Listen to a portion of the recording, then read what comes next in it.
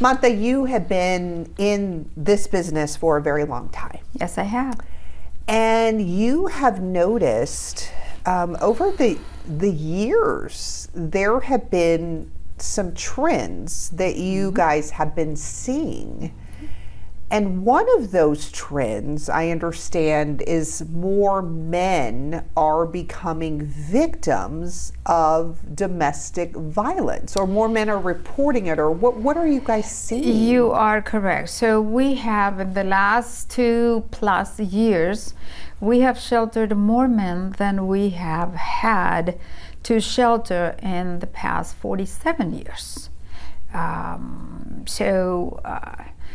Why, I ask myself. It is a pattern. Now we've been tracking this presence of men in our services, and I have to say that at best it is because the conversations, because of the raising awareness that men are feeling empowered and are ready to come forth when this abuse happens.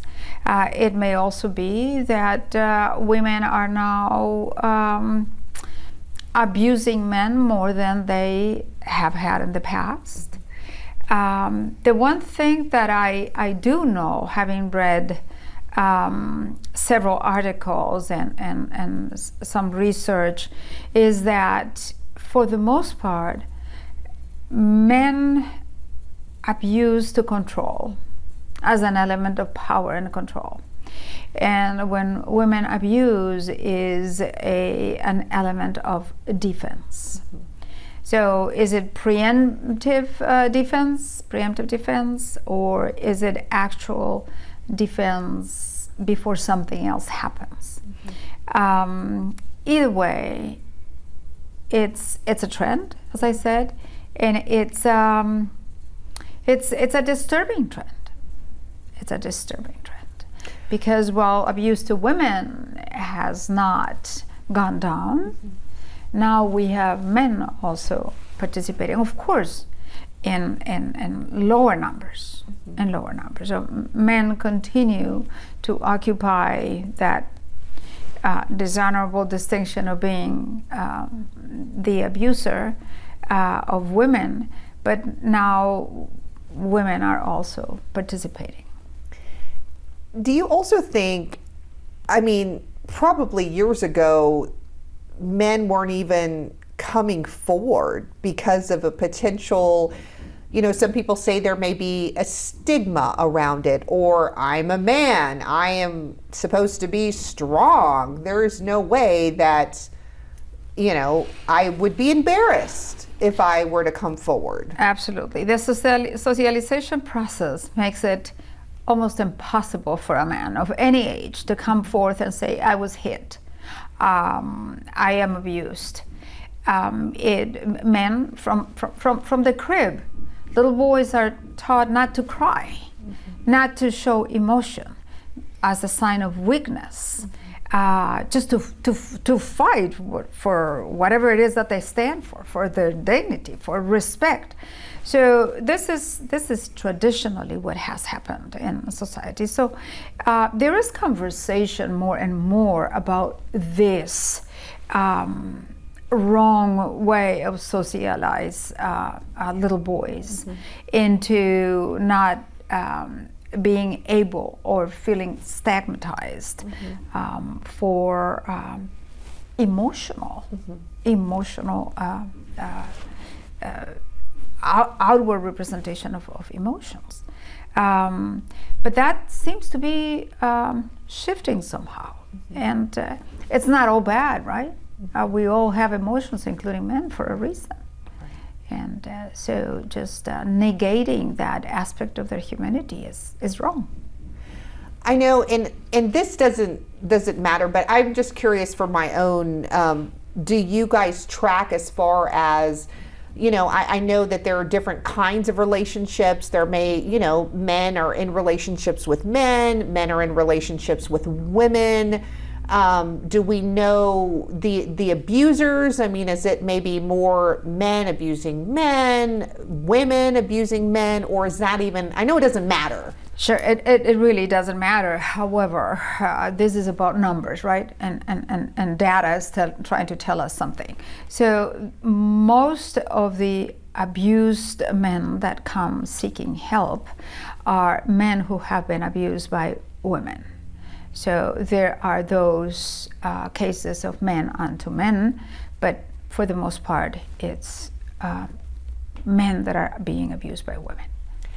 Is there a difference as far as, when you see a male survivor and a woman survivor? I mean, I know that there are, a lot of similarities, but are they kind of broken in different ways? The abuse tends to be more emotional when we're talking about men being victimized than physical. Simply, where there is a physical component, it doesn't have the implications, the very serious implications, simply because of the physical differential between men. A man slapping a woman may be a completely different physical impact than a woman impacting a man, and so on and so forth. So we're not seeing any cases of horrific physical abuse, but we are seeing the emotional abuse. It's the greatest impact. And I know that, some men, they may not even, well, I'm not going to say they may not realize, but what are some of the signs of that emotional abuse, especially like maybe there may be a family member on the outside potentially like looking in, and maybe they're like, oh, that's just the way they are, or kind of laugh it off, or like think that's funny. There is all of that, and that is part of what happens with women also. So there is that element of disbelief. There is that element of thinking that this will subside, this will go away. I will do this and I will do that. It was because of this or because of that, and I need to also adjust my behavior and do this and do that so that it doesn't provoke her. But I think that because part of that socialization, that men are not even supposed to recognize, much less to others, and seek support, that the emotional impact on men tends to be a lengthier, if you will. So he is not going to seek that resource, is not going to share with friends, forget it. Family may not believe, just like with women, but I would say more of it. Mm-hmm. So that's what we're seeing and some of the differences. Are there certain signs that people can look out for, or even like a man who may not even be aware as much, like, oh, this I'm being emotionally abused. Mm-hmm. This is not right. There may be. I have to honestly say that we have not conducted any study. Okay. I'm just talking anecdotally about the cases that we have seen. But I have to say yes, and I forgot your question. As far as like maybe the woman may take control over the man's, like, okay, you work and I'm going to take control of all the money and you don't have a say, and just different. Those elements of power and control are present equally in cases where the man is the abused person or the woman is a victim. Mm-hmm. So it has some of the very same elements: the emotional abuse, psychological abuse, verbal abuse, mm-hmm. financial abuse. All of those elements are present without any difference, really. Moving forward, now that you guys have noticed, okay, this is what's happening, this is a trend, are you guys kind of shifting focus a little bit on men? I don't want to say that we're shifting focus, because again, abuse is abuse. It really doesn't matter who the victim is. It is more than anything else a logistics and a financial situation. So while we do have capacity that is limited for men, if the trend continues and if the trend becomes a larger, so we have a larger presence, so we're going to have to expand in every sense to provide the very same level of services that we provide women, which we do today. But of course there are limitations to everything, so we're considering what to do and looking at other models that there may be to see how to proceed. At the end of the day, regardless, men, women, we're all human beings, and I think there is help out there. This is not something that any human being should have to suffer, right? It is sad that we have to talk about these things. 2024, when we have surpassed so many things in our history in this planet, and we're still talking about this very difficult subject that pains so many.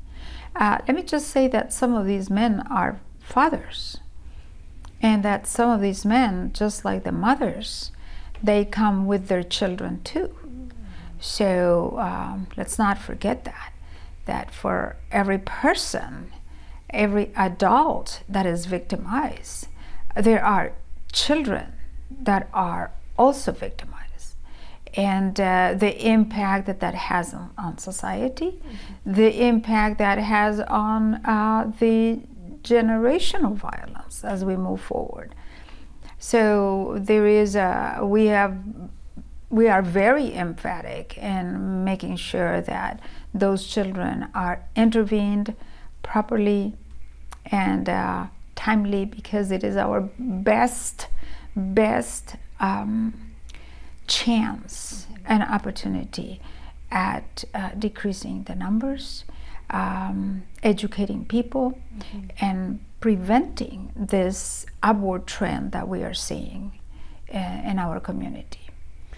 Speaking of trends, I know that you had mentioned that there's something else that you guys are seeing here as well. There is another disturbing trend, and that is the number of babies that are being born to mothers while they are at the shelter. So mothers that come very pregnant to the shelter, and our mothers that come with a very, very newborn. And this is something that also we have been tracking for the past year or so. And there has been an increase of 12% in the number of babies that are being born of mothers while they are at the shelter. It's a sad commentary. It's a sad reality.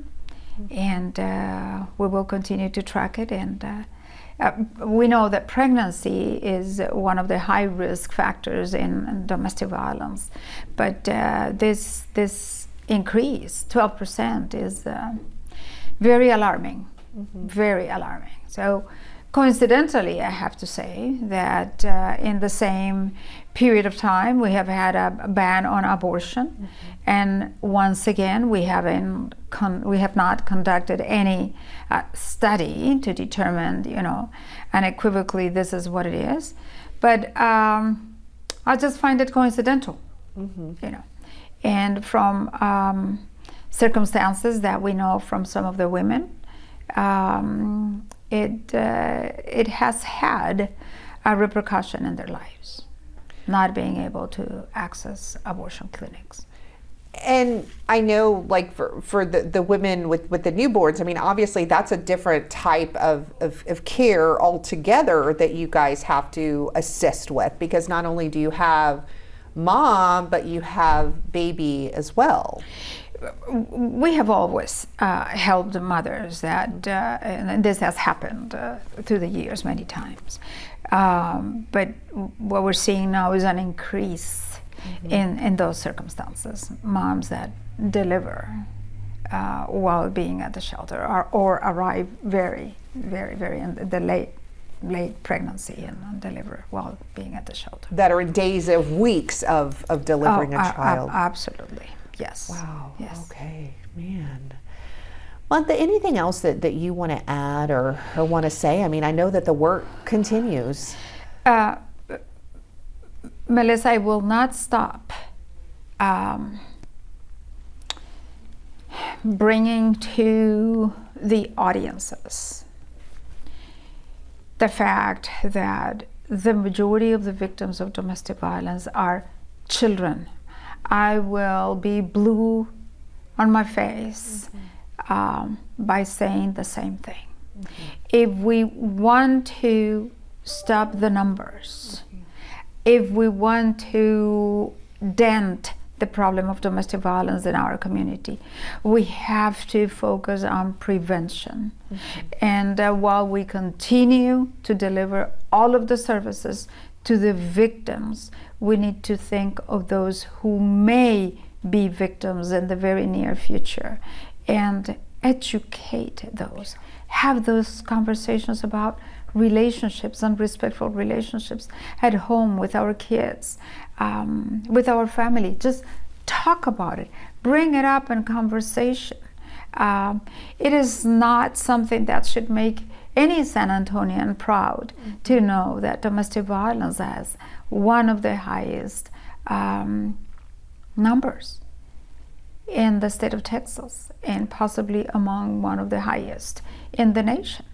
So that should not make anyone proud. We are proud people. We're proud of our community. We're proud of our city. We should be proud of each other. We should be proud of the people that we call that significant other, who loves us well, who we love well.